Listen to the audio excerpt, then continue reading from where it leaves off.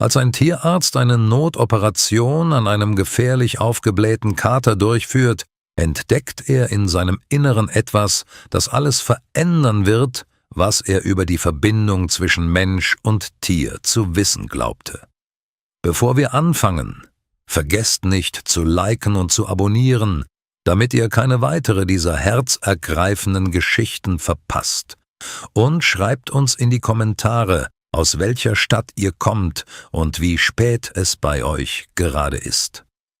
Dr. Michael Torres arbeitete seit 12 Jahren als Tierarzt in Portland, Oregon. Doch in letzter Zeit lastete die Schwere des Berufs schwer auf seinen Schultern.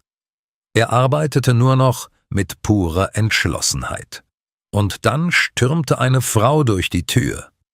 Ihr Gesicht war bleich vor Angst und Zorn. In ihren Armen hielt sie eine gewaltige Last, ein Kater so riesig, dass er fast die Gesetze der Natur zu brechen schien. Ein orange-weißer Fellknäuel hing schlaff in ihren Armen. Sein Gewicht brachte sie sichtlich an ihre Grenzen. »Haben Sie einen Moment für uns?« schrie sie mit brüchiger Stimme. »Er ist schon seit Wochen in diesem Zustand, und es wird immer schlimmer.« Ohne eine Antwort abzuwarten, stürzte sie nach vorne außer Atem und bereit für eine Konfrontation. Dr. Torres erkannte das Muster sofort. Entsetzen, verborgen hinter Wut, Verzweiflung, getarnt als Feindseligkeit. »Legen Sie ihn bitte auf den Untersuchungstisch«, sagte Michael ruhig. Seine Stimme war ein Quell des Trostes. »Lassen wir uns herausfinden, was los ist.« »Er heißt Oliver«, sagte die Frau, während sie sich unter dem Gewicht des Katers abmühte, ihn auf die kalte Oberfläche zu setzen. Der Tisch knarrte unter ihm. Er bewegt sich kaum noch. Er frisst kaum etwas. Er ist nicht einfach nur eine dicke Katze, Doktor. Er ist irgendwie seltsam, hart wie Stein. »Ich glaube, er wird sterben.« Ihre Stimme sank zu einem Flüstern. »Und wenn ihm hier etwas Schlimmes passiert, dann verspreche ich Ihnen...« Die Drohung blieb ihr im Hals stecken. Dr. Torres legte sanft eine Hand auf den Kopf des Katers und spürte das schwache Vibrieren eines Schnurrens von einem Wesen, das sich kaum noch hielt. Oliver wehrte sich nicht. Er fiel einfach auf die Seite. Seine bernsteinfarbenen Augen starrten an die Decke, als versuche er, sich von seinem eigenen Körper zu lösen. »Ich weiß, dass Sie Angst haben, Sarah«, sagte Michael sanft, nachdem er ihren Namen auf der Anmeldekarte gelesen hatte. »Aber bitte lassen Sie mich ihn untersuchen.« »Angst?« Sarahs Stimme zitterte. »Ich habe keine Angst. Ich bin absolut entsetzt. Sie sehen nur einen weiteren Fall. Ich sehe meinen besten Freund sterben.« Michael hatte diese Mischung aus Gefühlen schon oft erlebt. Er atmete tief ein und drückte seine Finger gegen Olivers geschwollenen Bauch. Das Gefühl überraschte ihn. Es war kein Unterhautfett. Es war kein Gewebe. Unter der Haut fühlte sich etwas Hartes, Dichtes und völlig Mysteriöses an. »Hier ist eine große Masse«, sagte er leise und runzelte die Stirn. Eigentlich mehrere Massen. Harte, feste Gebilde, echote Sarah. Ihre Stimme überschlug sich vor Panik. »Das ist schrecklich, oder? Tumore. Sie werden mir sagen, dass er Krebs hat, nicht wahr?« »Ich weiß noch nicht, was es ist«, antwortete Michael ehrlich.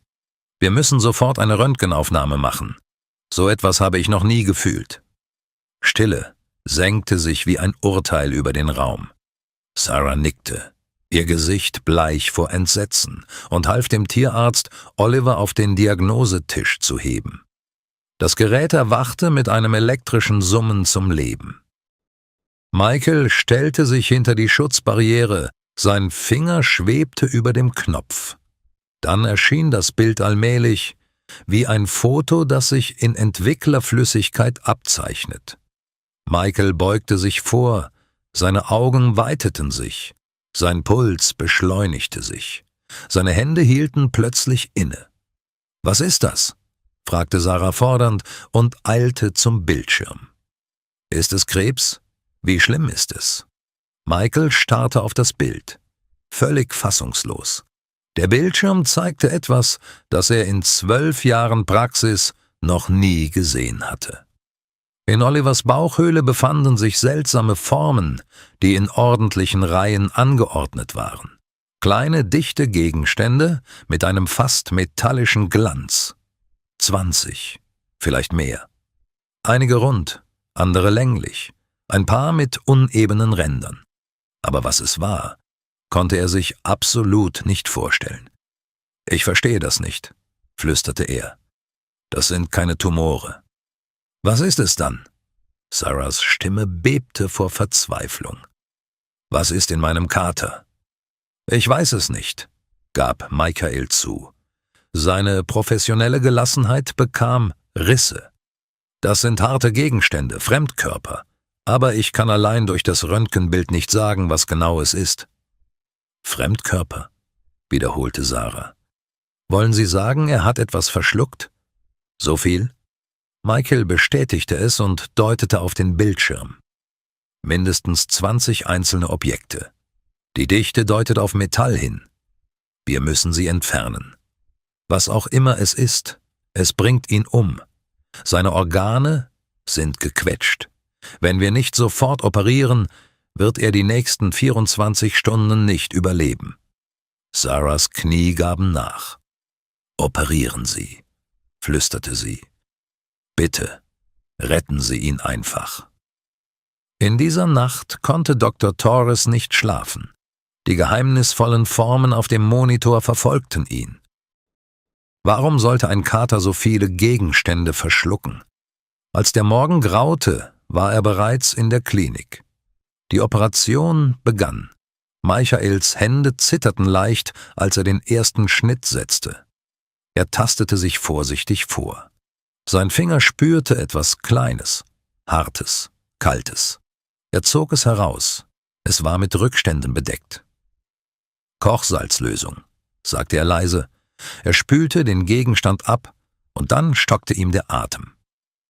»Was ist das?« fragte seine Assistentin. Michael hielt den kleinen, sauberen Gegenstand unter das Operationslicht. Es war ein Perlenohrring, filigran, wunderschön.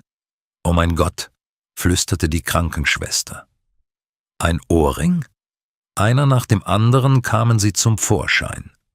Ein kleiner Medaillonanhänger, ein Ring mit gebogenem Rand, ein zartes Armband, eine Brosche, eine Kette mit einem kleinen Charme. Die chirurgische Schale füllte sich langsam mit Schätzen. Insgesamt 20 Schmuckstücke. Im Wartezimmer sprang Sarah auf, als sich die Tür öffnete. Michael trug ein Tablett, das mit einem Tuch bedeckt war. »Die Operation ist vorbei«, sagte er. »Er lebt. Er ist stabil.« Sarah weinte vor Erleichterung. Doch dann zog Michael das Tuch weg. Die gereinigten Schmuckstücke funkelten im Licht.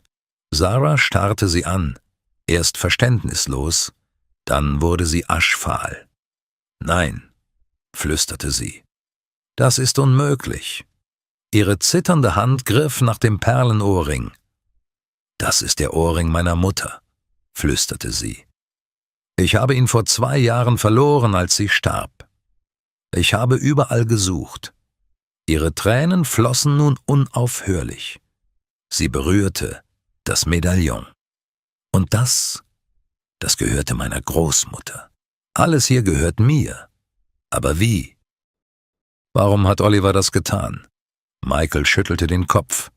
»Ich habe so etwas noch nie gesehen.« Doch während Sarah in den folgenden Tagen an Olivers Käfig saß, kam ihr die Erkenntnis wie eine Welle. Sie erinnerte sich an die dunklen Tage nach dem Tod ihrer Mutter, wie sie ständig weinte und Oliver nie von ihrer Seite wich. Sie erinnerte sich an den Schmerz über jedes verlorene Erbstück. »Oh, Oliver«, hauchte sie und berührte sein Gesicht durch die Gitterstäbe. »Du hast es gespürt, nicht wahr? Meinen Schmerz, meine Trauer. Und du wusstest nicht, wie du mir helfen solltest.« Frische Tränen liefen über ihr Gesicht, aber diesmal waren sie anders. »Du hast sie weggenommen. fuhr sie fort. »Du hast die Dinge genommen, die mich an sie erinnerten, die Dinge, die mich zum Weinen brachten.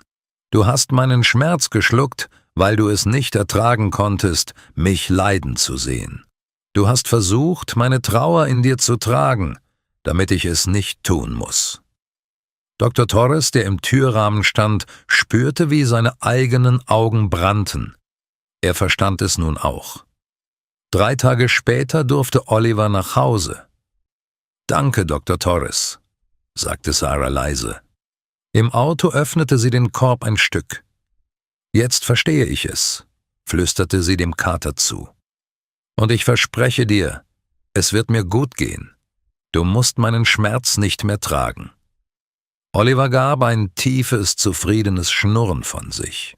In diesem ruhigen Moment fanden 2 Seelen, die so sehr versucht hatten, einander zu retten, endlich den Weg zum Frieden. Hat euch diese Geschichte gefallen? Würdet ihr eurem Kater verzeihen, wenn er euren Schmuck verschluckt hätte, um euch vor Schmerz zu schützen? Ja oder nein? Schreibt es uns in die Kommentare unten. Wenn euch die Geschichte gefallen hat, abonniert diesen Kanal und hinterlasst ein Like. Vielen Dank fürs Zuhören. Wir sehen uns im nächsten Video. Habt einen schönen Tag.